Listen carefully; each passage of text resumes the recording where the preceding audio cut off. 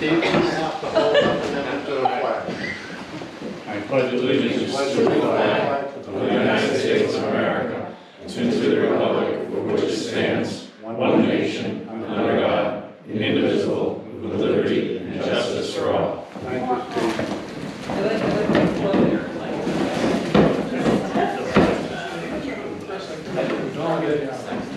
Slide around the Okay, this is the meeting of the Fish and Game Commission on Tuesday, November 15th.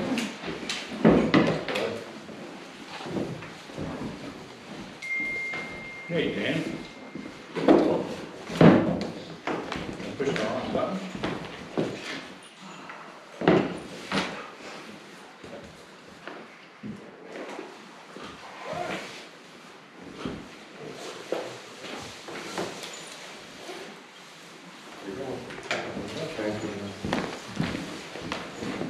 All right, today is November 15th. It's a meeting of the Fish and Game Commission. We're at the Society for the Protection of the New Hampshire Forest, 54 Portsmouth Street, Concord, New Hampshire. I want to welcome everybody.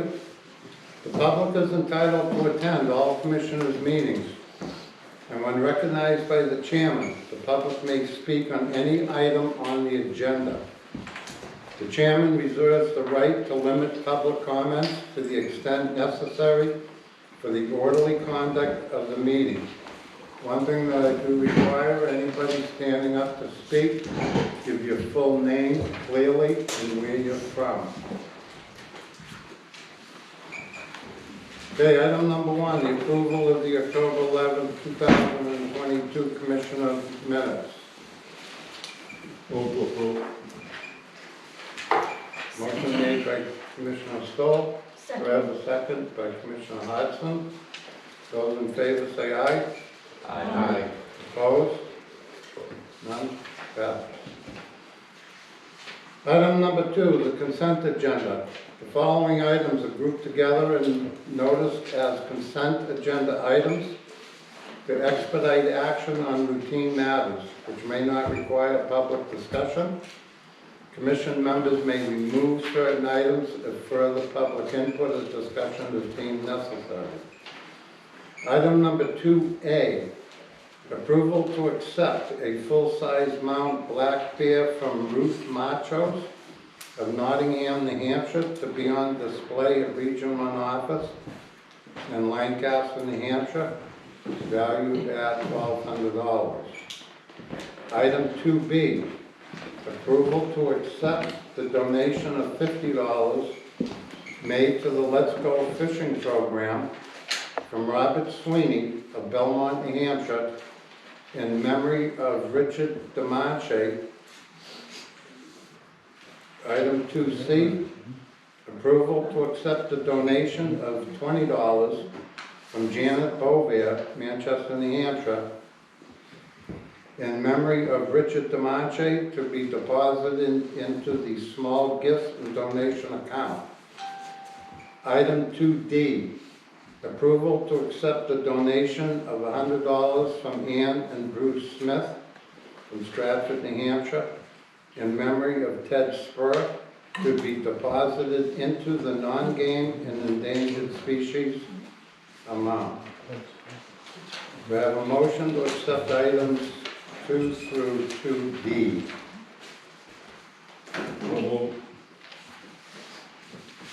Seconded. A motion made by Commissioner Stoll, seconded by Commissioner Hodgson. I have a late item. Oh, sorry. All those in favor of items 2 through 2D? Aye. Anybody opposed? That passes. A late item, which I'm going to call item 2E, is to accept a donation from George Wells of Walpole, New Hampshire, for $50,000, which will cover the purchase of all related equipment and accessories for new duty pistols for the Law Enforcement Division. The funds for this donation will be used to purchase the following items for each member of the Law Enforcement Division Field Force. Glock 45 pistols, Aim Point Acro Peak 2 reflex sights, Nightstick TCM 550XL compact weapon lights, ACAR leather dress holsters, Safari Land duty holsters, 9mm practice ammunition, and 9mm duty ammunition. Anybody like to make a motion to accept item 2E? Make a motion, I have a question. I'll make a Motion motion. and discussion. Seconded. Seconded by Commissioner Hodgson. Discussion? Just real quickly, and particularly for the viewing public, approximately what is the cost of these Glock pistols and sights? Is that a $1,000 item, or $2,000? Any approximate idea? Yes, so Glock is gonna give us a trade-in on the current pistols, so it'll be about roughly $500 per pistol. Just, that's pretty deep discount. So that's 500 plus the trade-in value. Nope, they're gonna go trade-in value for the new pistol. 500 is the trade-in value for the old pistols, Okay, right, Dave? Correct. and the new pistol is, That's what they're gonna give it to us at cost. So approximately 48 of them is gonna be roughly $21,000. So are we buying the new pistols for 500 cash plus the old pistol? No, they're gonna swap out gun for gun. Okay. So we're not buying anything, it's a donation. Correct. I just have one question. Is this gentleman, George Wells, is he the same gentleman who was very generous with that safety boat donation? I don't know. Yes, it is. Thank you. Any other discussion? so that's 28,000 for 48 pistols. Yeah, I can give you a detailed breakdown of everything. If you'd like. Okay, I was just curious, that's all. If they're free, they're free. I wasn't quite sure how the 50,000 would be spent. I assumed most of it would be for the pistol and the sight that goes with it. But I didn't know if we're getting 20 pistols, or it sounds like we're getting 48 pistols. 48 pistols, yeah. And actually, the sights are about just as expensive as the firearms. The sights are the same, roughly the same price as a firearm. Correct. They're rental sites, right? Correct. Thank you. Any other discussion? No further discussion? Motion's been made to accept the donation of $50,000 to cover the purchase of all related equipment and accessories to new duty pistols for the law enforcement division. Those in favor say aye. Aye. Any opposed? Motion passes. Financial statement. Well, I haven't presented the financial in quite a while, but I'm happy to answer any questions. I've sent out quite a bit of financial information recently. Sent out the quarterly reports as well as the dedicated fund report through fiscal year '22, the October financial statement. Just inundated you with finance stuff. Yay, finance. Does anybody have any questions for Kathy? See? Thank you. Beautiful job as usual, Kathy. I just wonder, I mean, it's not a specific question, I just, given the fact that we haven't had a overview of where we are in terms of revenue and expense for the fiscal year in a while, you could just give us, summarize, if you could, what you see in these documents, give us and the public a sense of where we are in plan, where we are in license sales, where we are on expenses, just high level. Okay, I can do that. I can say that the October financial statement, we were behind in licenses from where we were a year ago. And we had an issue with our online vendor not submitting, the ACH payments. So I am in receipt of 6 weeks worth of ACH payments. I posted those today and it was over $600,000. So November will surpass last November.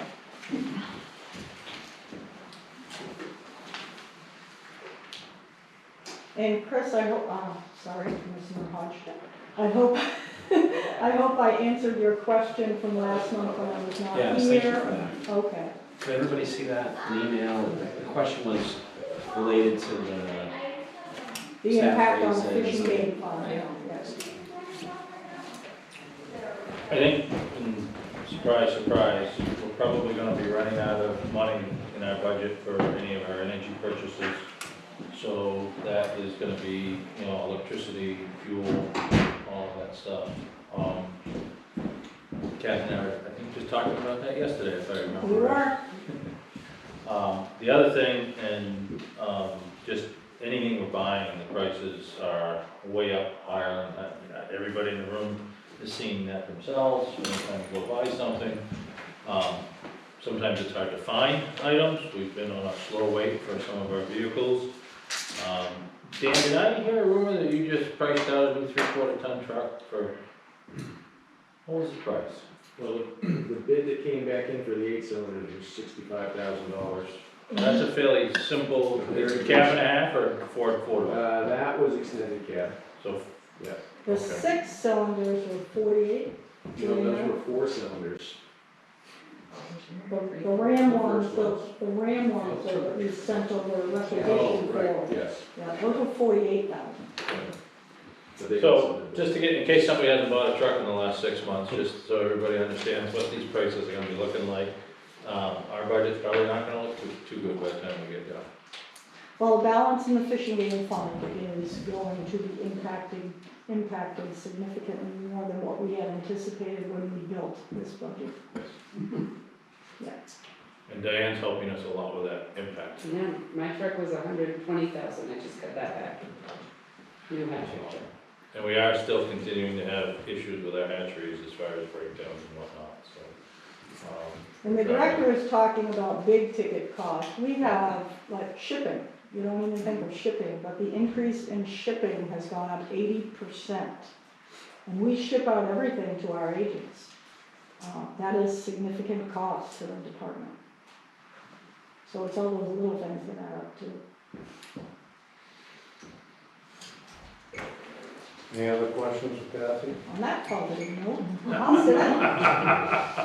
Kathy, thank you. I know you've been very busy on budget and everything, but thank you very much. Our budget is submitted and we are currently in the governor's phase. Okay, next we're gonna have a presentation by the Wildlife Heritage Foundation in New Hampshire. Mr. Cabozzo. Mr. Chairman, I'm going to speak on behalf of the Wildlife Heritage Foundation. Unfortunately, Mr. Donovan is not going to be able to make the meeting tonight. He sends his regrets and would like to reschedule. Okay, So you do not have a presentation today. okay, thank you. I'm gonna ask for the presentation by the Society for the Protection of the New Hampshire Forest. By the way, I'd like to thank you for the use of holding today. So we don't actually have a formal presentation, but I'm Matt Leahy. I'm the policy director here at the Forest Society. I'm really here just to first welcome the commission and the staff from Fish and Game Department, but also actually to thank you for having your meeting here at the Forest Society. I don't know if you may not remember, but back in year 2009, the Forest Society presented the Fish and Game Department with our Partner of the Year award back in 2009. And it was simply really because, it wasn't simple, but it was because of really the major support that the department has given the Forest Society for a number of our conservation projects, all over the state. And we, and I think we really actually cherish the relationship we have with the department. I think we have similar goals, a similar mission, which is, protect land, protect wildlife habitat. And so again, I just want to thank the department and the commission for having the meeting here, and we look forward to it. We appreciate it very much, thank you. Legislative Committee. Thank you. We met at 11 o'clock today. We did have a quorum. I initiated a discussion on RSA 207-57, which is the hunter, trapper, and fishing harassment statute. I was just doing some research and I noticed that we did not have any rules made. And after discussion, Marty has assured me that there will be rulemaking, but they will reflect the statute itself. Major Walsh weighed in that he feels the statute has been effective, and we don't anticipate asking for any changes at this time. Our first voting item was, we received, as a commission, a verbal invitation to present at the freshman house orientation that takes place every other year after the week of Thanksgiving. We volunteered Commissioner DeBoe because he wasn't there, as well as Commissioner DeRosa, and Marty volunteered herself, staff, and I'll be present. So the purpose is that we will just reach out to the incoming freshmen and let them understand what the role of the commission is, and also what our role is not, which is also very important. So I called for a motion to bring this forward, and it passed 3-0. So I'm asking support of the full commission to support the listed commissioners and Marty participating in this orientation, as long as we can get on their schedule. So, I'll make the motion. All right, and I'll second the motion. Thank you. Any questions? Discussion? Hearing none, the motion on the table to have Commissioner DeBoe, Commissioner Price, and AJ to do a presentation before the freshman house after Commissioner Price sets it up with the clerk of court, correct? Is that how you wanted it Yes. worded? Okay. Okay, not having any discussion? Those in favor say aye. Aye. Any opposed? Motion passes. Thank you. We had an amendment to the seasonal camp lease projected bill. Can I have a motion? So moved. Thank you.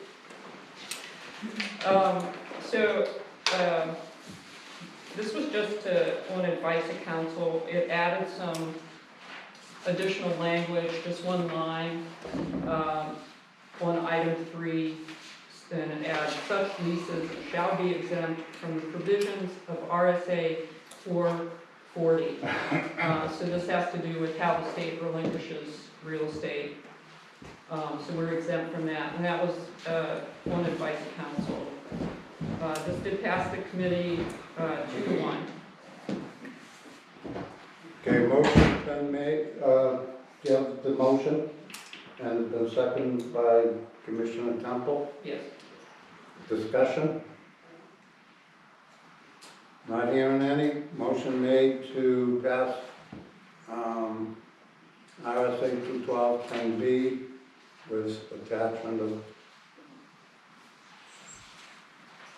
section 3. All those in favor say aye. Aye. Opposed? Motion passes. Thank you.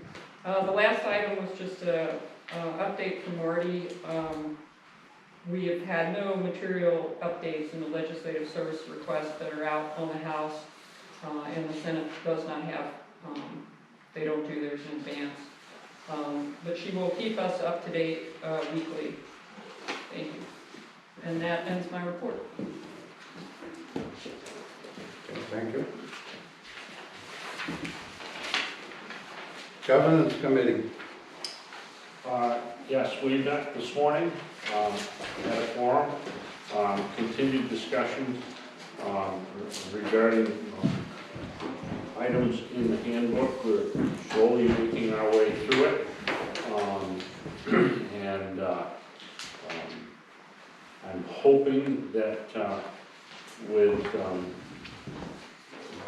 the availability of people and schedules that we can meet with a forum again soon. And I have a goal to try to bring an outline of the discussions we've been having to the full commission. I'd hope to do that in the month of December, but we may not be quite there yet. So we continue our work, and we did have a unanimous agreement this morning that the work was moving forward. So I think we're making our way. That's what I Thank you, Commissioner Gables. Sustainability and strategic planning. We met on October 18th at Fish and Game headquarters and had 2 items on our agenda. You may recall that during the summer we asked for feedback on a draft that included a series of survey questions. We met, looked at the feedback that had been provided to us by the commission, and then spent the great majority of our time discussing really what the right mechanism was for how to go out and collect this information. And left that as an unsettled issue, an action item for the next meeting. So that's the first item on our agenda for that meeting. The second was we had requested that each of the bureaus develop a matrix of their major activities. This is an effort to get the division chiefs to think about what's coming their way in the next 5 years, how they spend their time now, what issues are impacting their ability to undertake these major initiatives. That was given out to the divisions in the summer, received back to us, and we went through them and decided as a committee that we're going to break the committee up into as individuals and reach out to the divisions just to solicit more information and try to get a more standardized summary from each of the bureaus, and we'll do that in advance of the next committee meeting. So that's my report on our 10/18 meeting. All right, thank you, Commissioner Hodgson. Resource and Infrastructure Committee. Nothing to report this month. Public engagement and education. The only thing to report is we've been trying to figure out the possibility of whether or not we could find external funding for an R3 position for the agency. Very much in the infant stages, so not much to say about it right now, but other than that, we have not had a meeting since 2 meetings ago. So. Thank you, Commissioner DeRosa. Lakes Management and New Hampshire Rivers Management Advisory Committees. Right now, Chairman Price was nominated at the last Executive Council meeting. I would expect your confirmation hopefully on your next one. And that was the only one that was brought forward. I did attend the meeting, if you'd like a brief report. Okay, go ahead. Voted on. It was a good opportunity to meet. I know people understand that this committee was created for a variety of stakeholders in the state regarding lakes management. And we had some very good reporting on $30,000 in funding has been obtained to help deal with cyanobacteria strategy, to develop a strategy. This has become a big issue with a lot of the surface water bodies in the state, so this is welcome funding at this time. We had a very good report on the loon season and contaminants. Chick survival rate has been very high. It was 50% for this summer when it was 0.41 in 2020. they're pushing, they think, close to 700 loons in the state. They feel that the habitat is there to support twice that number. It was very interesting talking about the impact of predators, particularly relative to the nests. Raccoons and minks are the highest threat to predation of the eggs in the nest. And the raccoon population in the 1980s was decimated by rabies, and that's when we saw the moon population skyrocket, evidently. Most of the meeting was spent on the new website. It was very informative because Dan Bergeron in our public engagement committee meeting 2 months ago had expressed concern that we were going to get a one-size-fits-all website. I can tell you from looking at LMAX, I hope we don't get that website. The administrators of the program at the DES were already talking about problems with it. It's kind of like a billboard, and it's definitely not going to meet Fish and Game's needs if we end up with the same type of platform. I see a head shake or two in the back. So I hope we can make sure that that doesn't happen if we get that platform. And that's it. Thank you. Anything under old business? I have a question. Sure. Commissioner Cavey. The recent discussion brings something to mind, and a phone call that I actually received from a constituent, a general conversation, but yeah, we ended up speaking a little bit. I was questioned about the upcoming legislative session and the public being able to look up quickly what might be on the schedule, not just legislatively, but with regard to Fish and Game in general, which caused me to remember that at a meeting we had, a commission meeting at Owl Brook, I made a point of asking about the possibility of any work that gets done on our website, being able to place a calendar on the website so that anyone visiting the Fish and Game website sees a calendar for the month ahead, and they're able to see all of the meetings that might be public, any discussions that might occur with regard to legislation. And again, I know this is done in this format in other states. And with respect to any discussions about Fish and Game's website, I guess that I would ask if there had been any consideration to that. I think the commission took a position on that might be a good idea if we could employ a calendar like that, where the public at large that does check, and for the benefit of all the Fish and Game commissioners as well, if in fact we could see that in one place. I'm not sure who to ask that question of, but I'm asking. So I'd said at a subsequent meeting that when we migrate our website, which is what you're referring to, that's a tool we can certainly put on there. We're happy to do it. Thank you. Thank you. Perfect. Anybody have anything else under old business?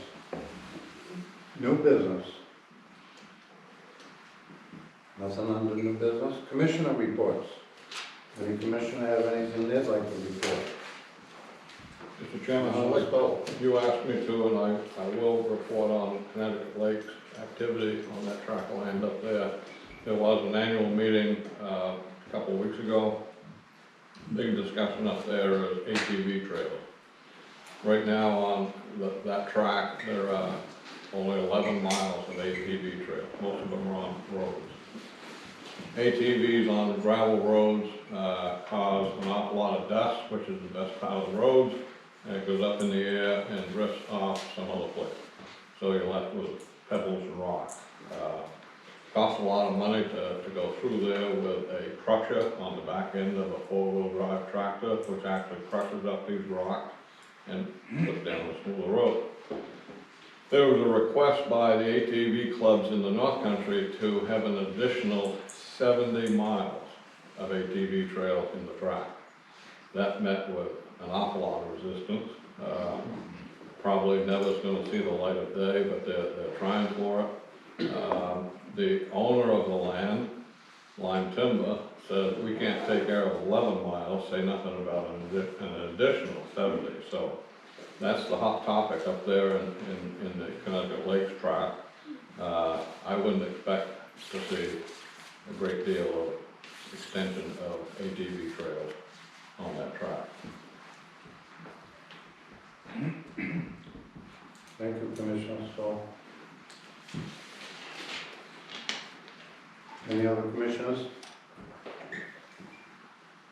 Sorry, Commissioner Hodgson? Sure. In the last month, I attended a coyote presentation in Concord, hosted by Christina and presented by Chris Shadler. I also stopped by Deer Check Station on the opening day of muzzleloader, observed our biologists collecting samples, partnering with USDA, collecting samples, and also partnering with UNH students. So that was a nice partnership to see out and about. Thank you, Commissioner Hodgson. Any other commissioners? Director's report.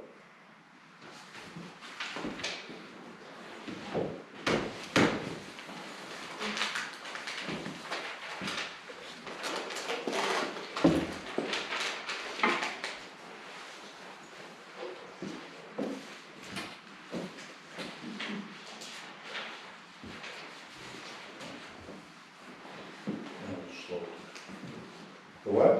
Being a little slow. Slow, pedal faster. State security systems, whatever.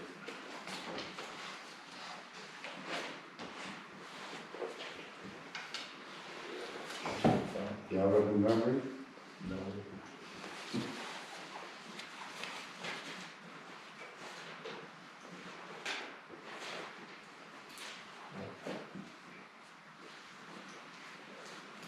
Well, I guess I'll phone him, so.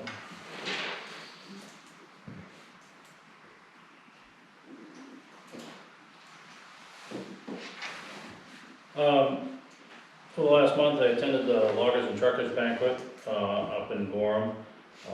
Several contractors there were complaining about not getting paid by Stored Solar. It is one of the biomass companies that operates plants in Maine, Vermont, and I believe they also got some in New Hampshire, don't they? Mm-hmm. Yeah, thank you.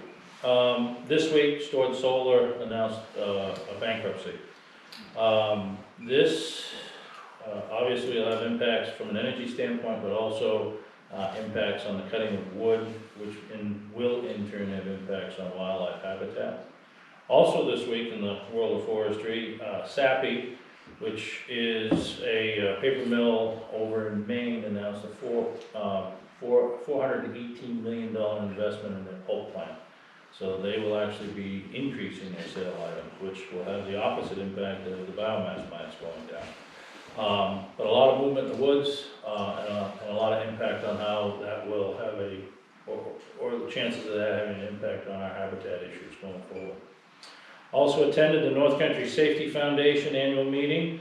Lieutenant James Nealon received the Law Enforcement Officer of the Year award there for his many years of duty at Fish and Game, and I believe I overheard that he actually has more time at Fish and Game than Colonel Jordan, correct, Dave?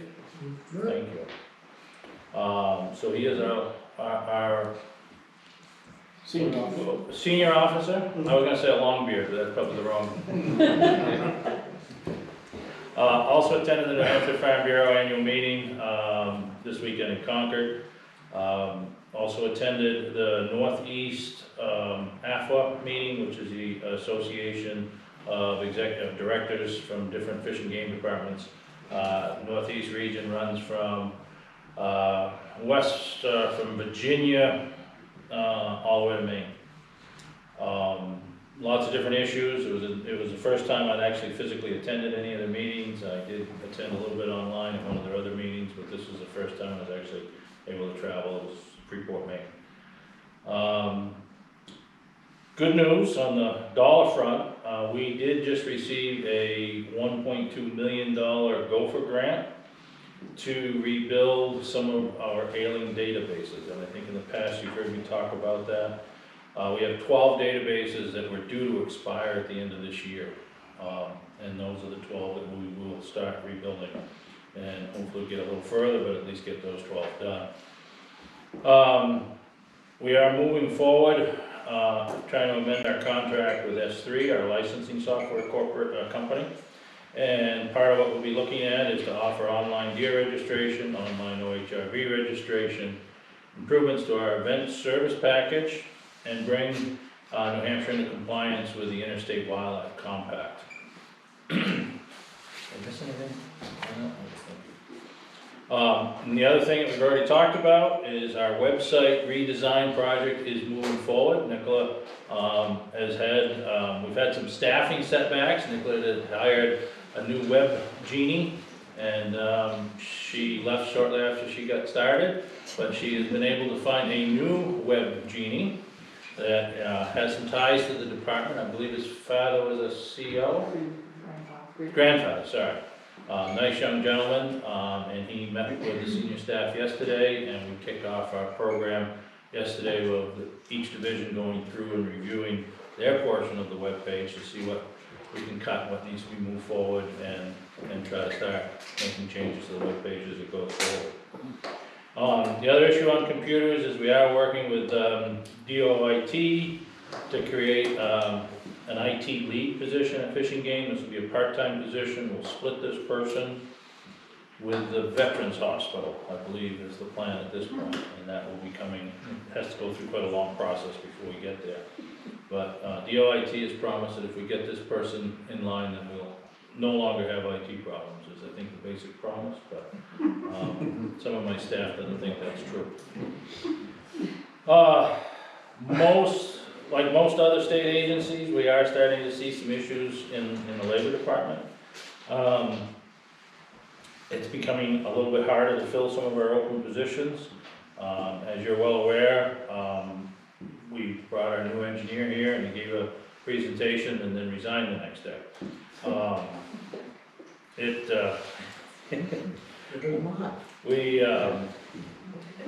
Some of the positions are really tight, and the ones that where we're competing, head to head with private sector are very hard to find. And we have had very little response on the engineering position. The other crucial position we're trying to get filled is the superintendent of hatcheries. One in the wildlife division is our land surveyor. We're having a hard time. I believe, Dave, I got my numbers right. In the old days, when you put an ad out for a new CO, you would get 800 applications. This last time it was about, 135-ish, plus or minus. We certainly, and then come to the department and you look around, we certainly have a gray hair issue, and we're going to continue to have people retire. And I just wanted to point out that I think I've solved that problem in the wildlife division, because I'm pretty sure Dan's not going to get gray hair.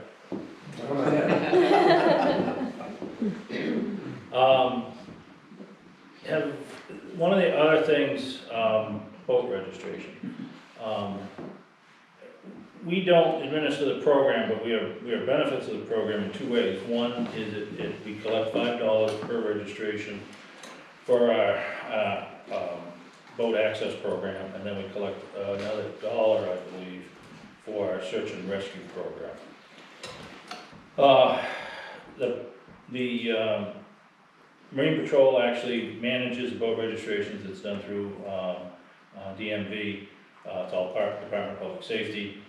Coast Guard has notified them that the New Hampshire system does not meet the federal laws, and what they're saying, what the Coast Guard is claiming, is that you're not going to be able to charge anybody above and beyond just the bare fee to register a boat. So our two programs, invasive species registration fee, and then there's a marine registration fee for access for marine docks. All of those, we'll have to find a new way to raise funds. We've been meeting with them and discussing it, and one of the things we're looking at, obviously it's a federal issue, so we've asked public safety to look in and talk to our federal delegation about the possibilities of seeing if we get a change. My understanding is the Coast Guard is standing by and allowing some time for this to work through. So there are, I believe, 6 other states right now that are in the crosshairs with the Coast Guard. So just depends on how the states build their laws and their rules on the registration. And I think that's all I got today.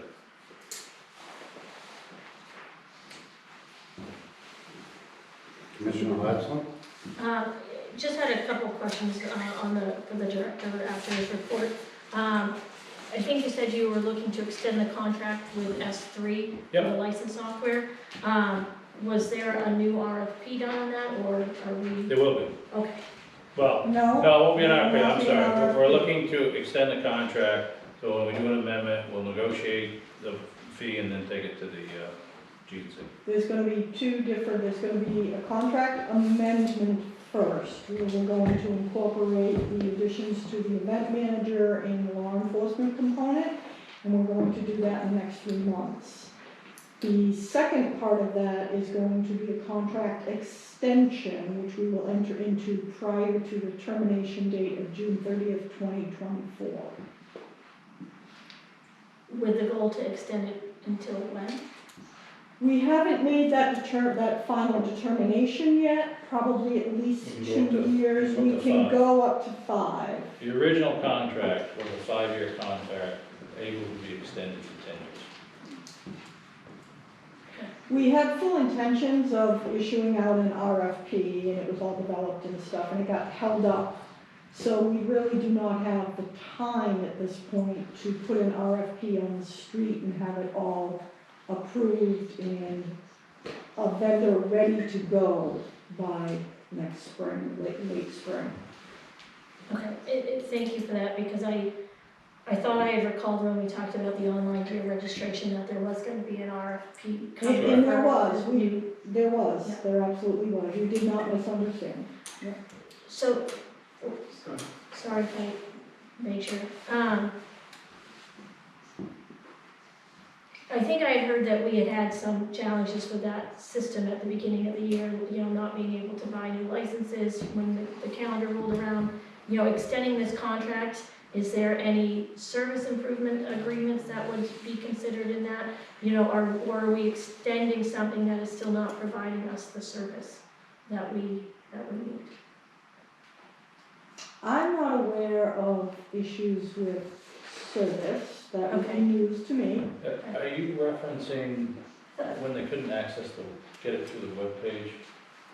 And that was the search engine issue, wasn't it, Nicola? I don't remember the problem, sorry. Okay. Okay. I thought we had a challenge in being able to do online sales of licenses.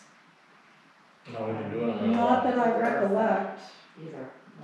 Peak periods is a bandwidth issue. That's my recollection as well.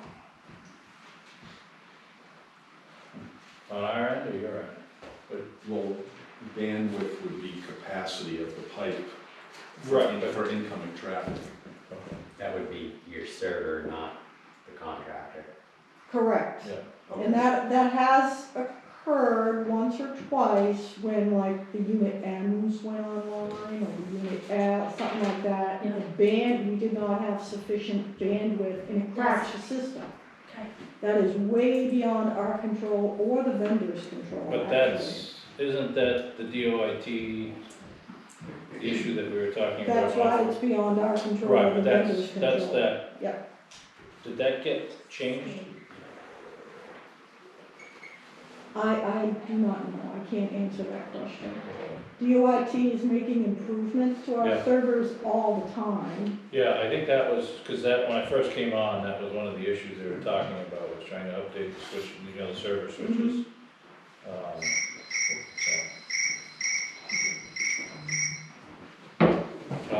Trying to update our server switches downstairs.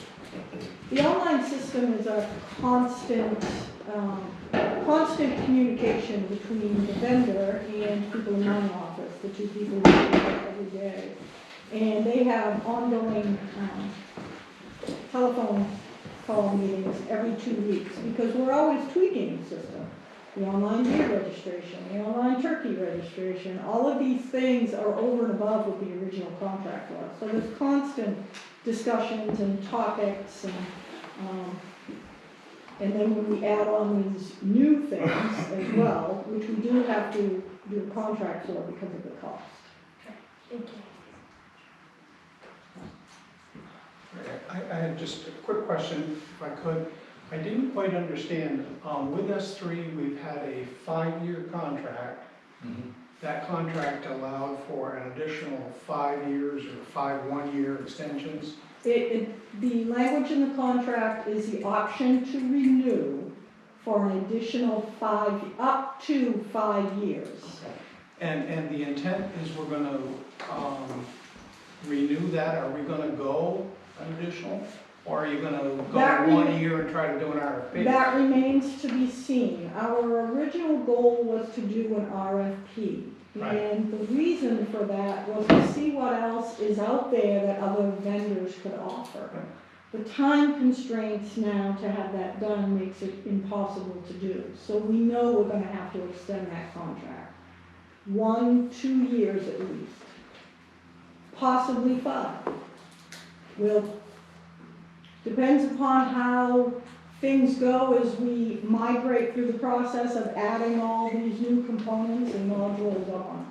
Okay, I wasn't sure what the intent was. It could be up to 5 years. Up to. Hopefully, after having a contract for 5 years and a 1 or 2 year renewal, you'll have your RFP prepared. We had it prepared. It was not finalized. Right. So it was held up because it was not completely finalized. Okay, thank you. And in order to put an RFP on the street, that is several months long. The contract has to get approved by the government council approval process, because you have to allow a vendor a minimum of a year to develop this software and this system. And we have to have a lot of time for testing as well. That's why the time crunch, because we had to have that RFP on the street this past September. I understand. All right, thank you. I have another question, please. Commissioner Hodgson? Director, you mentioned something about interstate compact compliance. Yeah.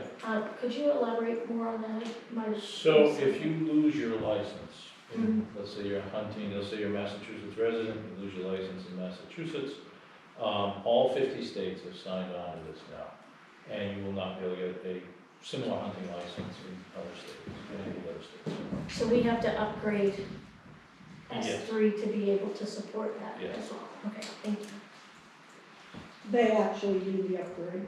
They're the ones Well, who Yeah, put they it do, into but- play, yeah. yeah. We just tell them what we just gotta pay need, for it, that's Yeah, all. we tell them what they need and they hopefully make it happen. Yeah, thank you. There is another little tweak to that that's, I think, fairly specific to New Hampshire.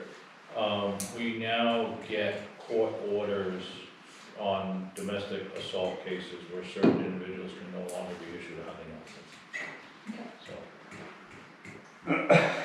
Any more questions? Okay, thank you. Anybody else? Thank you. Call to the public. Mr. Wadsworth. Weldon Bosworth from Guilford. I have a question, or a couple of questions, if the chair pleases. Let's start with one for now. Okay, we'll start out. First, a question for Director Mason. At that AFCO meeting, was there any discussion on the relevancy roadmap that AFCO has endorsed? that's AFA, that would be at the national level, so Oh. I was at the northeast level, and there was not a discussion about that at the northeast meeting. The second question, if I may, have there been any informal discussions with DOT on possibly quantifying roadkill? No. Is there any chance of that happening? I mean, I think there's some agreement that that would be a real benefit to keeping track of populations. I don't think we've agreed to that, right, Dan? Not at this point, no. Agreement takes two parties. Well, I just wondered what it takes to get some agreement through Fish and Game. I actually believe it was maybe, and I'm guessing yes, so don't quote me on this one. I think it was last year I asked the same question. I think you were gonna talk to him about. That was it. last October, Director Green. When was it? Last October.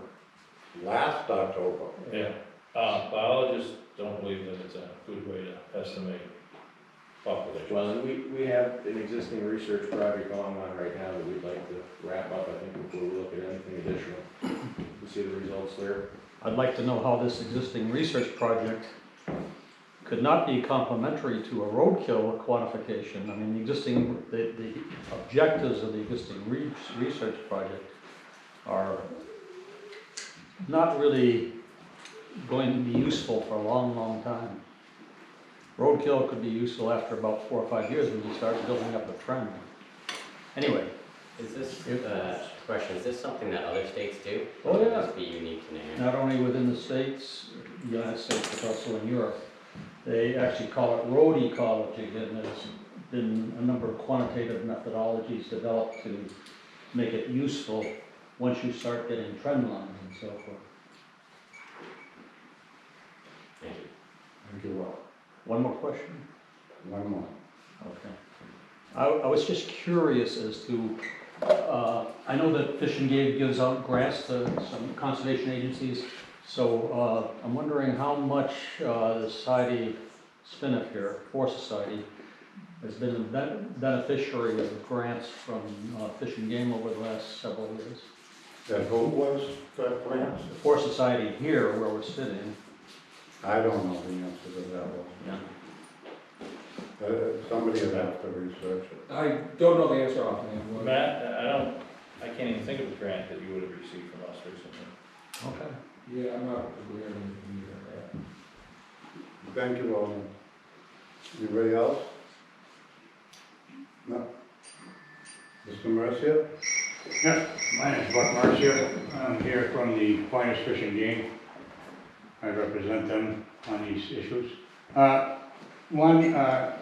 As we got members all over the state, a lot of them are bear hunters, and a lot of the bear hunters are,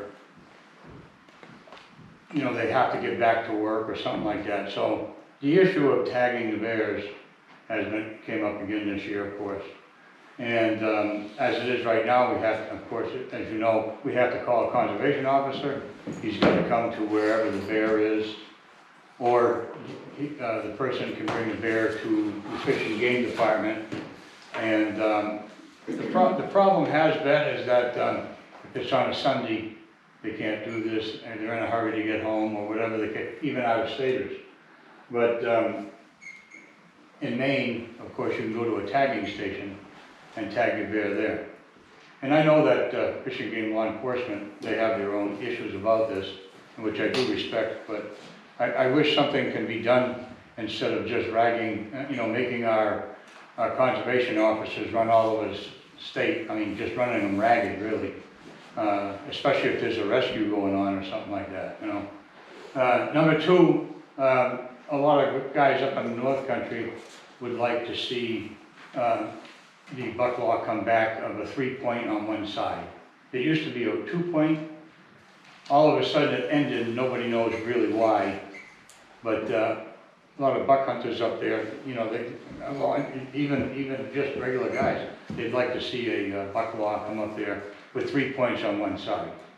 I know I brought this up before, but so over at LeMay's Beef, when the guys are bringing in their deer, they have a metal tag that goes through the deer in one place or another. And it's usually down in the Achilles tendon. And what's been happening to a couple of the guys over there is that they've been cutting themselves on the metal tag. I know it's not a real big, you know, giant problem, but Rick LeMay was wondering if a plastic tag can be used. Yeah, you know, sort of like what they put on bear and stuff like that in Maine is a plastic one, you know. And so that's what he would like to see, if that's something that the Fish and Game can come up with on at least the meat cutters part of this, you know. I myself, I've seen Rick cut himself, you know. Matter of fact, it just happened last Saturday when I was helping him. He cut himself wide open. So, but I guess that's just about it for my part of it, anyway. Thank you, Bud. Yeah. Because Oh, and another thing, I'm sorry. I brought this up before, and I know that a couple of the commissioners feel the way I do. I was very ill for a while, and I lost track of putting in my my moose tag. I hadn't missed a year, except for that year when I was in really bad shape. And everybody knows this. I mean, even the then director, Normando, knew of my plight. But anyway, I missed out on putting in my tag because of, I had a lot of stent put in me and I had a long recovery period. So I just feel as though that was a wrong thing. I don't think that the Fish and Game wants to wrong everyone. I know that a lot of guys come up with stories about why they didn't, you know, get the moose tag and they lose their points. But, you know, guys that, like myself, who had an event happen to them, I think it's just, personally, I just think it's terrible that the Fish and Game would not entertain even to look at this. And I know that a couple of the commissioners, such as Mr. Green, he thought it was kind of a bad thing too. And I just think that I would like to see my points, because I didn't miss one time since the point became, conception came, to the time when I lost it a few years back because of some serious illness that I had. And so I just would like to see that relooked at, if nothing comes back to me for the future of somebody else, this event happening to, you know. If I can't get back mine, hey, I'll live with it. But I certainly would like to see something happen for a future possibility of somebody with a deep illness that misses out on putting in his moose tag, you know, so. Anyway, thank you. Thank you, Bud. Anybody else? Not seeing or hearing? Anybody want to make a motion to adjourn? Make a motion. Second by